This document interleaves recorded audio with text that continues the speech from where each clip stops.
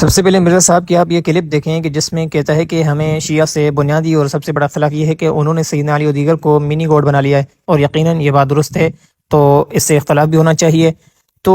دوسری جگہ یہ خود اسی عقیدے کا قائل ہے۔ دونوں میں فرق یہ ہے کہ شیعہ حضرات نے یہاں دنیا میں ایسا عقیدہ بنا لیا ہے، اور مرزا صاحب نے آخرت کے متعلق ایسا عقیدہ بنا لیا ہے، حالانکہ دونوں عقیدے باطل ہیں، جیسا کہ ابھی آگے آپ سنیں گے۔ شیعہ سے ہمارا بنیادی عقیدہ کا جو اختلاف ہے وہ عقیدہ توحید کے اوپر ہے کہ انہوں نے اہل البیت کو منی گاڈز بنا کے خدا کے مقابلے پہ اپنا مشکل کشا اور حاجت روا مان دیا، جو قرآن کی ویلیشن ہے ایاک نعبد و ایاک نستعین۔ جس طرح کہ مرزا صاحب نے کہا تھا کہ معاذ اللہ ہم سب جنت میں چھوٹے چھوٹے خدا بنائے جائیں گے، منی گاڈ بنائے جائیں گے، اور پھر جب علماء نے اس پر پکڑ کی تھی تو اس کے رد میں جو اس نے کلپ بنائی تھی کچھ عرصہ بعد، تو اس میں بھی اس پر مصر رہا کہ میں نے صحیح کہا ہے، اور اس رد والی کلپ میں تو جرت مند بن کر یہ بھی کہتا ہے کہ اللہ تعالیٰ تو مجھے جنت میں اپنا شریک بنائے گا اور اپنی کوالٹیز دے گا معاذ اللہ، اور یہ کہ ہمیں دائمی زندگی ہوگی اور کن فیکون کے مالک ہوں گے، معاذ اللہ نکون من الجاہلین۔ خدائی میں کسی کو شریک نہیں کیا، لیکن یہ اس کا احسان ہے مجھ پہ کہ چند سالوں کی زندگی کے عوض مجھے وہ ہمیشہ کی جنت میں زندگی دینے والا ہے، جس میں کن فیکون کی کوالٹی مجھے مل جائے گی، ہمیشہ کی زندگی مجھے مل جائے گی۔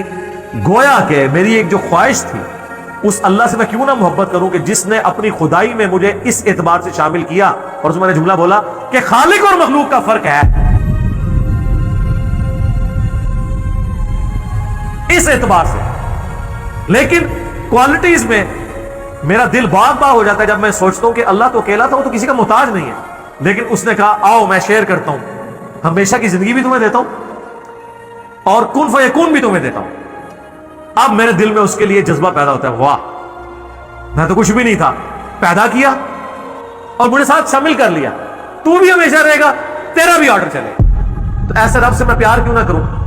تو اس میں نے جملہ بولا تھا گویا کہ منی گاڈ انسان بن گیا، اور میں نے ساتھ جملہ بولا تھا خالق اور مخلوق کا فرق رہے گا۔ مرزا صاحب اسی طرح جس طرح آپ کہہ رہے ہیں کہ خالق اور مخلوق کا فرق رہے گا، اس کے بعد تمامی کوالٹیز آپ نے جنتیوں کو حق تعالیٰ جل شانہ والی دے دی، معاذ اللہ ان نکون من الجاہلین، تو اسی طرح شیعہ حضرات بھی کہتے ہیں کہ علی اور اللہ میں خالق اور مخلوق کا فرق ہے، باقی سب کوالٹیز علی میں ہیں۔ تو جس طرح وہاں آپ کو اختلاف تھا تو یہاں ہمیں بھی آپ سے اختلاف ہے۔ حالانکہ قرآن و حدیث میں ایسا کہیں بھی نہیں ہے کہ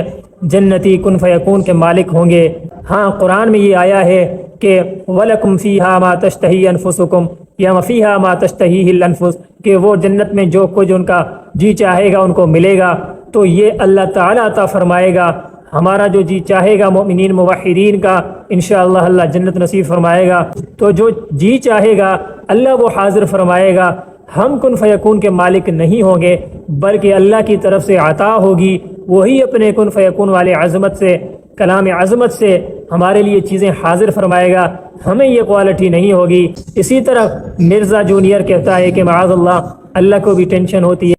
اللہ تعالیٰ مبوس کرتا ہے بندوں کو، تو یہ ٹینشن اللہ کا کام ہے کہ وہ کس کو اٹھاتا ہے۔